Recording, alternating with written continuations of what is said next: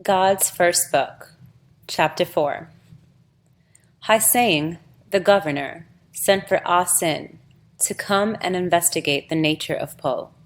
So, when the three were together, God wrote in the sand the word Te'in, and it was as if a flame of fire pierced the ground. 2. Po said, "From this time forth, Te'in shall be the name of the tribes who have faith in the Creator only, because he alone hath written it." 3. Ch.4 said, "How can thou distinguish betwixt that which is written by the spirits of the dead, and that which is written by the Creator?" 4. Po said, "Light cometh in light, darkness cometh in darkness." 5. Ch.4 asked, "Sayest thou, thou canst see the angels and the gods?" 6. Po said, "I see the angels, but the gods I cannot see. Angels are like ourselves, but the gods are as a flame of fire." 7. Now, while they were thus discoursing, a light in the form of a triangle came and rested on Po's head, and the word Te'in was inscribed on the sides of the triangle. 8. The governor said, "What signifieth this?" And Po, being under the influence of the light of God, said, 9. "Call me Te'in. I am the Father over all the living. I write in the sand and speak in the mouths of my seers and prophets. He that ye call Po is my son, begotten for the deliverance of my chosen out of the bondage of Han and his satellites, subkingdoms. 10. Behold, my people are imprisoned and tortured, persecuted and abused, and ye twain have kingdoms taxed for the glory of Han in his unrighteous work. 11. Provide ye also triangles, and espouse me, and I will deliver your kingdoms also. 12. Ch.4 and Ch.4 both desired some pretext to throw off the yoke of the Han dynasty, and now lent willing ears to the instruction of Po and the voice, Te'in. 13. Accordingly, the learned men of these provinces were called together to learn of God, through Po, the mysteries of earth and heaven, and especially as to the great monarchy. 14.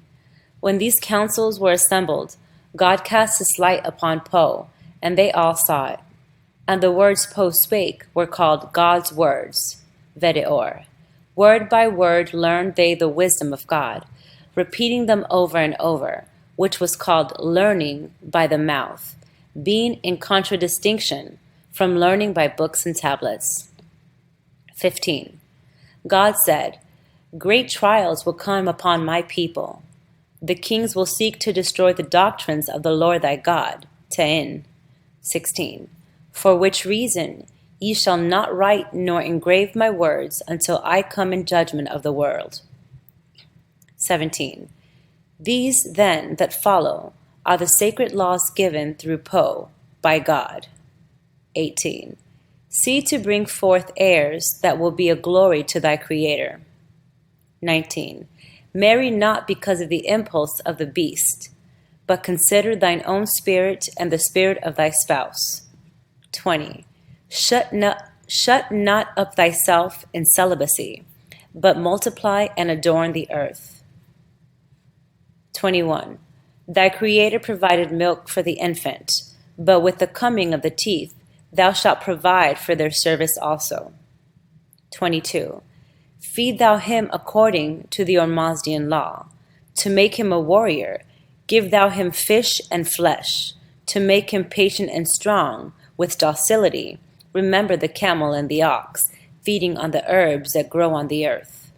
23. Negwan asked, "Was not celibacy the highest of all laws? Is it not so now?" 24. God said, "There are times for all things. In the days of Zarathustra, celibacy was the first of laws. In those days, man was not ready for God's laws. Yet, thou shalt not call the one law higher than the other." 25. The fullness of earth knowledge requireth marriage, Yet the bondage after death holdeth the spirit of man for 6 generations to his own heirs. By celibacy a man's soul is not bound after death. By the love he beareth for his children, to linger about the earth, and he may ascend quickly into paradise. 26.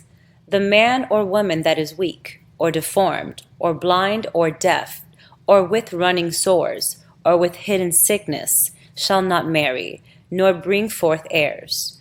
Nor shall man take sorrow for his soul for this. For it is a testimony of the Father that his race is emancipated from the earth. 27. Thou shalt keep sacred the Panic language, nor shall these, my holy words, be given in any language till my time is fulfilled on the earth. 28. Thy sons at the age of 11 years, and daughters at the age of 9 years, shall begin to learn maxims, and at that same time they shall be consecrated to the Creator and committed to his service.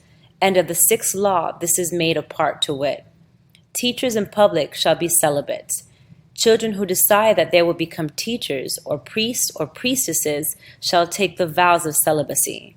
For such persons are married to the Great Spirit, and they shall be as gods and goddesses, knowing no more love to one person than another. 29. Remember that they who marry are chosen by Ormas to raise up offspring for the glory of heaven and earth, and they shall dwell together in peace, love, and harmony. Chapter 5. 1. The wise shall rule over the foolish, but to raise them up. 2. The rich shall apportion their riches for the benefit of the city. 3. The poor shall reverence the rich and take counsel from them. 4. Behold, I have given many gifts unto my people, the women to give suck, the very strong man to carry burdens, the wise man to oversee the city, the learned man to explain the ancients, the prophet to hear my voice, the magician to hear the voice of angels, the physician to heal the sick. Every several one gave I good gifts. 5. Thou shalt not covet another man's gifts, but be wise in discovering thine own, and using them for the benefit of the city. 6. Neither shalt thou covet another man's riches, nor anything that is his. What more is a rich man than a watchdog? Behold, it is his matter, whether he fulfilleth my commandments. 7. According to every man's gifts do I require of him, as to what he can do for the people of his city. 8. To the poor man, my exactions are lighter than a straw on a camel's back. 9. For the ignorant man, and for the very young child, I provided the wise and rich as gods to raise them up. As they minister unto them, so do I bless them for their labor. 10. What they do corporeally for the resurrection of those beneath them, so do I answer them in spirit in my resurrections in the heavens. 11. Thou shalt not marry but once, neither shalt thou look after any other partner all the days of thy life. 12. The husband shall be the master of the house, but when he is not present, the wife shall be the master.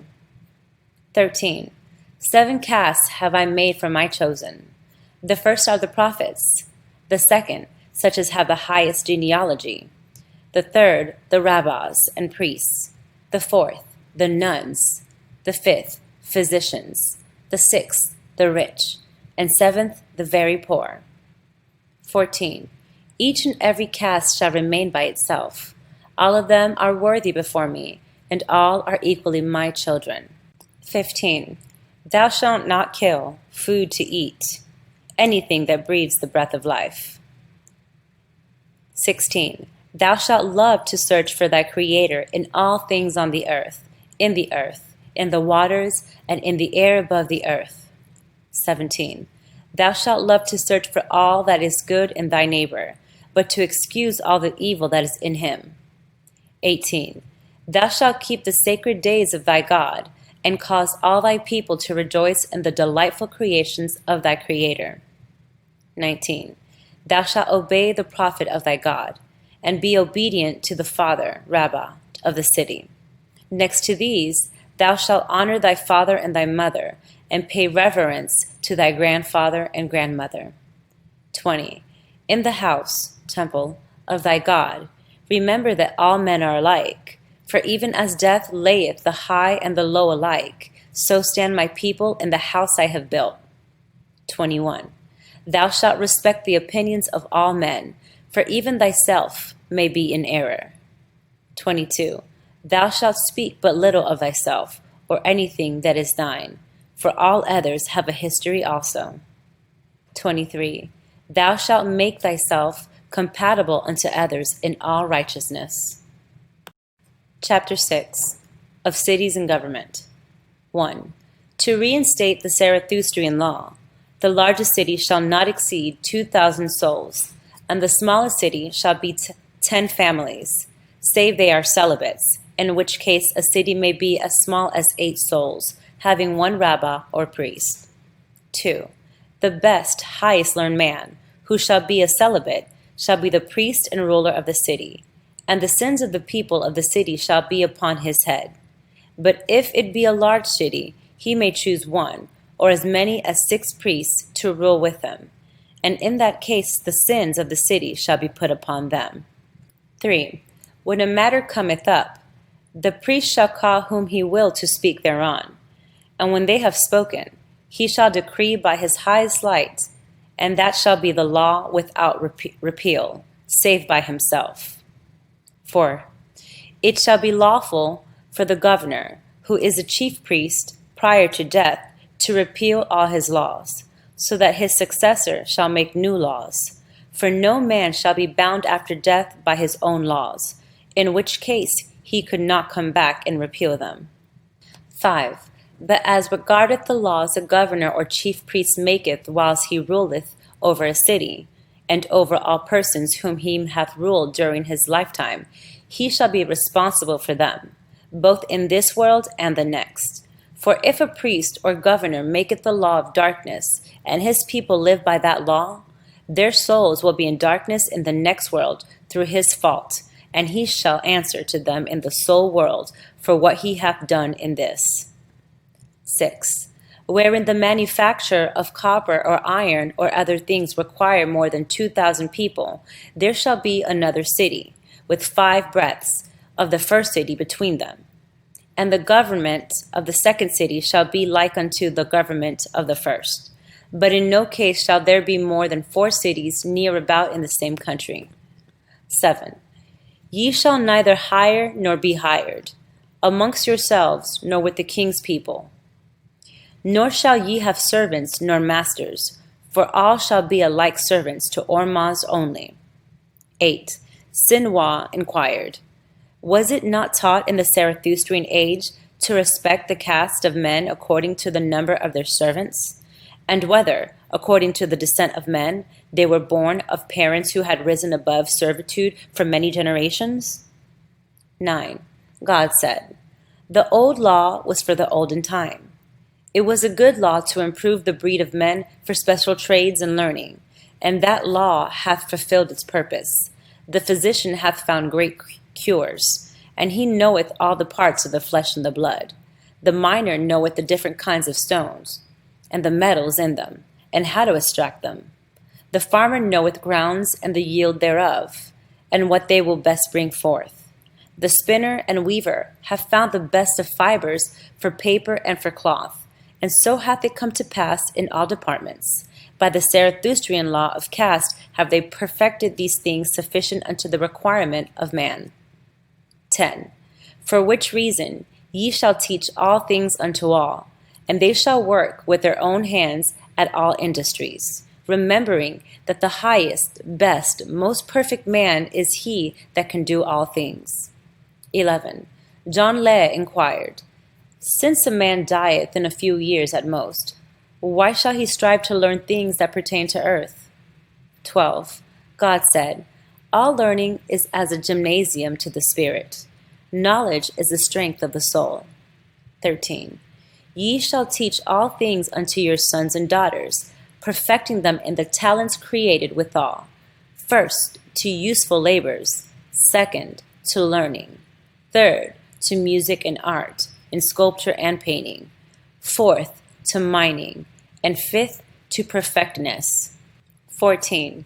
And ye shall intersperse labor and learning with recreation, not only in rites and ceremonies, but in harmless games as in dancing, racing, and playing, old and young. 15. Cultivating joyous hearts, for these are outspoken words of glory to the Great Spirit. 16. Every governor, and priest, and rabbah shall provide for a successor. After the light of the counsel of the All-Highest shall they be chosen. Chapter 7. Hai-Sang became converted to the doctrines of Po as taught by God, who was called Ta'in in those days in that country. 2. Ah-Sin and Ha-Sang and Se-Gao entered into compact to throw off the dominion of Han, and so notified him. Han thereupon declared war against them, and he pursued them cruelly, laying waste a great country. 3. Po and his followers were thus driven toward the south, and on their way they gathered up the faithless of the tribes of Hea. 4. Now it came to pass that Han's success in war was so great that he concentrated not his armies, but caused them to scatter in different ways. And behold, he went so far that the barbarians fell upon his armies and destroyed them, and Han himself perished by the blow of a barbarian woman. 5. In the 4th year of the inspiration of Po, he returned and possessed the countries of Fe, Hangadai, and Selov, and he reinstated Ah-Sin and Ha-Sang as governors. 6. Ha-Sang called the council of 13 kingdoms of Japheth, and after 70 days' deliberation, Ha-Sang was made ruler over Japheth, receiving the title King of the Sun. 7. And he established the doctrines of Po by law, changing the name of all light to Ta'in, signifying God. And he stopped all persecution against the faithless, and he prohibited idol worship. 8. And Po traveled east and west, north and south, teaching and displaying miraculous things, and God was with him at all times and places. 9. Gathering together the chosen, explaining and practicing the commandments of God. Ta'in. 10. And man ceased to worship all idols and gods and saviors, worshiping the Creator only. End of the First Chinese Bible.